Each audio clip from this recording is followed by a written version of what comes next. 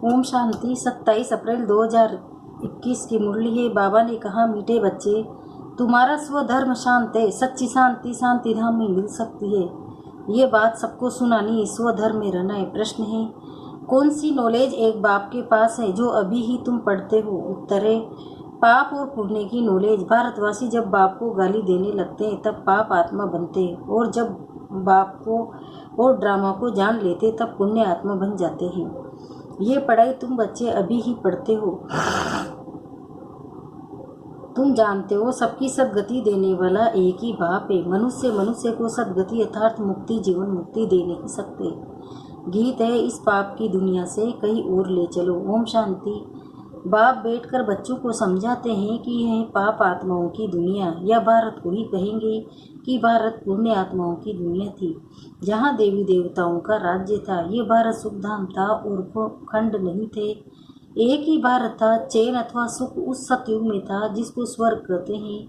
यह है नरक। भारत ही स्वर्ग था, अभी नरक बना है। नरक में चैन अथवा सुख शांति कहाँ से आए? कलयुग को नरक कहा जाता है। कलयुग अंत को ओरी रोरो नरक कहा जाता है, दुख धाम कहा जाता है। भारती सुख धाम था जब इन लक्ष्मी नारायण का राज्य था। भारत वासियों का ग्रस्त धर्म पवित्र था, प्योरिटी भी थी, सुख शांति भी थी, संपत्ति भी बहुत थी। अब वही भारत पतित बनाए, सब धिकारी बने। ये सुखधाम भारत, ये है दुखधाम। भारत सुखधाम था, और जहाँ हम आत्माएं निवास करती हैं वह शांति धाम। शांति वहाँ शांति धाम में ही मिल सकती है। आत्मा शांत वहाँ ही रह सकती है जिसको स्वीट और निराकारी दुनिया कहा जाता है। वह है आत्माओं का घर। वहाँ जब रहते हैं तो आत्मा शांति में है। बाकी शांति कोई जंगल आदि में जाने से नहीं मिलती। शांति धाम तो वही है। सतयुग में सुख भी है, शांति भी है। यहाँ दुख धाम में शांति हो नहीं सकती। शांति धाम में मिल सकती है। सुख धाम में भी कर्म होता है, शरीर से पाठ बजाना होता है। इस दुख धाम में एक भी मनुष्य नहीं जिसको सुख शांति हो। ये है भ्रष्टाचारी पतित धाम। तब तो पतित पावन को बुलाते हैं, परंतु उस बाप को कोई जानते नहीं है, इसलिए निधन के बन पड़े हैं। आफरण होने के कारण आपस में लड़ते झगड़ते हैं। कितना दुख, अशांति, मारा मारी है। ये है ही रावण राज्य। राम राज्य मांगते हैं। रावण राज्य में न सुख है न शांति है। राम राज्य में सुख शांति दोनों थे। आपस में कभी लड़ते झगड़ते नहीं थे। वहाँ 5 विकार होते नहीं है, यहाँ 5 विकार है। पहला है देह अभिमान मुख्य, फिर काम क्रोध। भारत जब स्वर्ग था तो ये विकार नहीं थे, वहाँ देही अभिमानी थे। अब सब मनुष्य देह अभिमानी है। देवताएं थे देह अभिमानी। देह अभिमान वाले मनुष्य कभी किसी को सुख नहीं दे सकते। एक दो को दुखी देते हैं, ऐसे मत समझो। कोई लखपति, करोड़पति, पद्मपति है तो सुखी है नहीं। ये तो सब माया का भपका है, माया का राज्य है। अभी उनके विनाश के लिए महाभारत लड़ाई सामने खड़ी है। इसके बाद फिर स्वर्ग के द्वार खुलने हैं। आधा पल के बाद फिर नरक के द्वार खुलते हैं। ये बातें कोई शास्त्रों में नहीं है। भारतवासी कहते हैं जब भक्ति करेंगे तब भगवान मिलेगा। बाबा कहते हैं जब भक्ति करते करते बिल्कुल नीचे आ जाते हैं तब मुझे आना पड़ता है स्वर्ग की स्थापना करने, अर्थात भारत को स्वर्ग बनाने। भारत जो स्वर्ग था वो नरक कैसे बना? रावण ने बनाया। गीता के भगवान से तुमको राज्य मिला है, किस जन्म में राज्य किया? फिर भारत द्वापर से कलयुग में आ गया, अर्थात उतरती कला हो गई। इसलिए सब पुकारते रहते हैं पतित पावन आओ। पतित मनुष्य को सुख शांति पतित दुनिया में मिल ही नहीं सकती। कितना दुख उठाते हैं। आज पैसा चोरी हुआ, कल देवाला मारा, आज रोगी हुआ, दुख ही दुख है ना। अभी तुम सुख शांति का वर्षा पाने का पुरुषार्थ कर रहे हो, बाप से स्वर्ग का वर्षा लेने का पुरुषार्थ कर रहे हो। सदा सुखी बनाने वाला एक ही बाप है, सदा दुखी बनाने वाला रावण। ये बातें भारतवासी नहीं जानते। सतयुग में दुख की बातें होती नहीं, कभी रोना नहीं पड़ता। सदैव सुखी सुखे, वहाँ देह अभिमान अथवा काम क्रोध आदि होते नहीं है। जब तक 5 विकारों का दान न दे तब तक दुख का ग्रहण छूट नहीं सकता। कहते हैं ना, दे दान तो छूटे ग्रहण। इस समय सारे भारत को 5 विकारों का ग्रहण लगा हुआ है। जब तक ये 5 विकार का दान न दे तब तक 16 कला संपूर्ण देवता बन न सके। बाप सर्व का सदगति दाता है। कहते हैं गुरु बिगर गति नहीं, परंतु गति का भी अर्थ समझते नहीं। मनुष्य की गति सदगति माना मुक्ति, जीवन मुक्ति, सो तो बाप ही दे सकते हैं। इस समय सर्व की सदगति होनी है। दिल्ली को कहते हैं न्यू दिल्ली, पुरानी दिल्ली, परंतु अब न्यू तो है नहीं, न्यू वर्ड में न्यू दिल्ली होती है, ओल्ड वर्ड में ओल्ड दिल्ली होती है। बरोबर जमुना का कंठा था, दिल्ली परिस्थान थी, सत्युत्थाना, देवी देवताएं राज्य करते थे। अभी तो पुरानी दुनिया में पुरानी दिल्ली है, नई दुनिया में तो लक्ष्मी नारायण का राज्य था। भारतवासी ये भूल गए, नया भारत नई दिल्ली थी तो उनका राज्य था और कोई खंड ही नहीं था। ये कोई भी नहीं जानते, गवर्नमेंट ये पढ़ाती नहीं है, जानते हैं कि ये तो अधूरी हिस्ट्री है। जब से इस्लामी बौद्ध आए हैं, लक्ष्मी नारायण के राज्य का कोई को पता नहीं है। ये बाप ही बेट समझाते हैं कि सारी सृष्टि का चक्र कैसे फिरता है।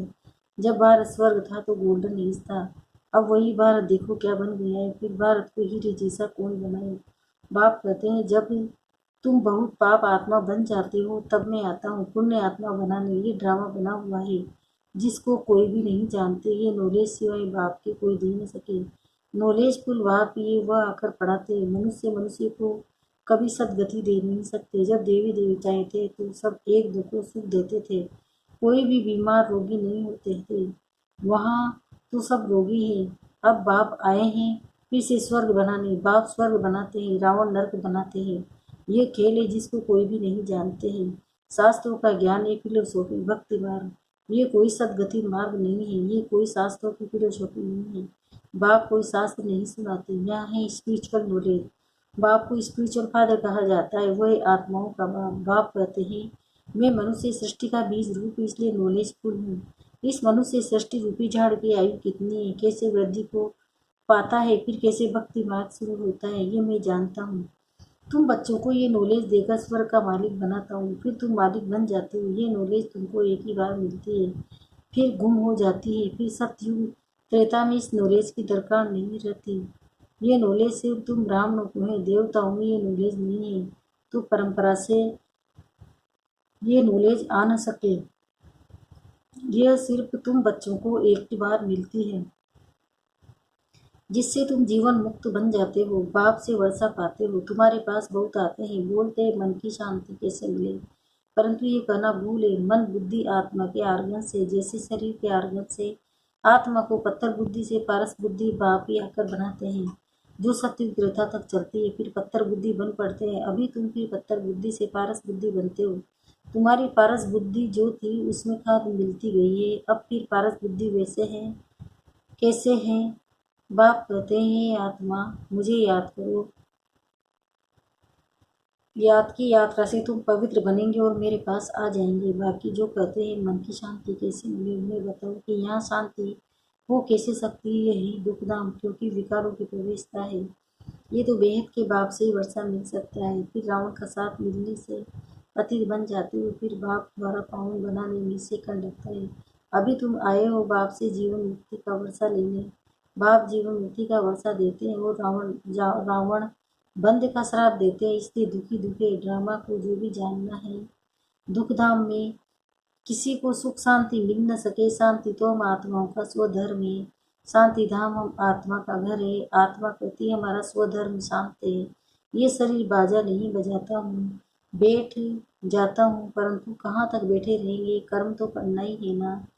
जब तक मनुष्य ड्रामा को नहीं समझे तब तक दुखी रहते हैं। बाप कहते हैं मैं हूँ ही गरीब निवाज, यहाँ गरीब ही आएंगे। साहूकारों के लिए तो स्वर्ग यहाँ है, उन्हों की दरकार में स्वर्ग के सुख है नहीं। बाप कहते हैं हम गरीब निवाज है, साहूकारों को गरीब और गरीबों को साहूकार बनाता हूँ। साहूकार इतना ऊंच पद पा नहीं सकते, क्योंकि यहाँ साहूकारों को नशा है। यहाँ प्रजा में आ जाएंगे, स्वर्ग में तो जरूर आएंगे, परंतु मुझ पर गरीब पाते हैं, गरीब साहूकार बन जाते हैं। उन्हें दे अभिमान है ना कि हम धनवान हैं, परंतु बाबा कहते ये धन माल सब मिट्टी में मिल जाना है, विनाश हो जाना है। दे अभिमानी बनने में बहुत मेहनत है। इस समय सब दे अभिमानी है, अभी तुमको दे अभिमानी बनना है। आत्मा कहती है हमने 84 जन्म पूरे किए, नाटक पूरा होता है, अब वापिस जाना है। अभी कलयुग के अंत सत्य के आदि संगम है। बाप कहते हैं 5000 वर्ष बाद आता हूँ भारत को फिर से हीरे जैसा बनाने। यह हिस्ट्री ज्योग्राफी बाप ही बता सकते हैं। अच्छा मीठे मीठे सिकंदर बच्चों प्रति माता पिता बाप दादा का याद प्यार और गुड मॉर्निंग। रूहानी बाप की रूहानी बच्चों को नमस्ते। हम रूहानी बच्चों की भी रूहानी माता पिता बाप दादा को याद प्यार गुड नमस्ते नमस्ते नमस्ते, शुक्रिया बाबा, शुक्रिया आपका पद्मा पदम, शुक्रिया। धारणा के लिए मुख्य सहारे पहला है, बाप से जीवन मुक्ति का वर्षा लेने के लिए पावन जरूर बनना है। ड्रामा की नॉलेज को बुद्धि में रख दुख धाम में रहते भी दुखों से मुक्त होना है।